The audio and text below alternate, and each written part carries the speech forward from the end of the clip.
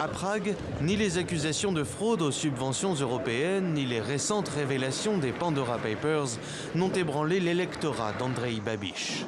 Que le Premier ministre sortant achète de luxueuses propriétés via des sociétés offshore n'est pas une préoccupation pour ses soutiens.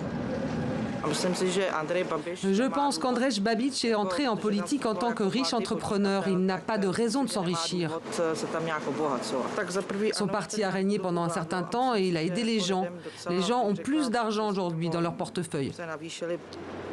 Élu en 2017 grâce au milieu d'affaires et aux citadins déçus des partis classiques sur sa promesse de combattre la corruption, Andrej Babiš s'est depuis recentré sur un électorat composé pour plus de la moitié de retraités issus des campagnes.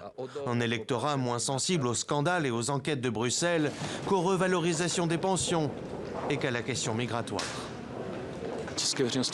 Le grand public tchèque a beaucoup de craintes à propos de l'islam. C'est un problème complexe. Je pense que nous avons ce paradoxe. Il n'y a presque pas de migrants dans notre pays. Ils sont inconnus ici. La peur est plus grande que dans les pays qui en font l'expérience. À cela s'ajoute la mainmise du milliardaire, 5e fortune du pays, sur une partie de la presse.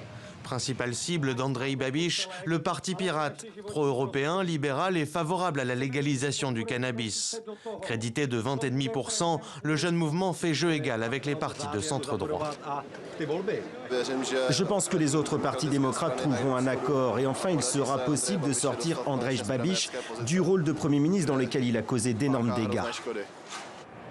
Ancien collaborateur des services secrets communistes dans les années 80, Andrej Babiš, 67 ans, est membre au Parlement de Strasbourg du groupe pro-européen d'Emmanuel Macron, le président français.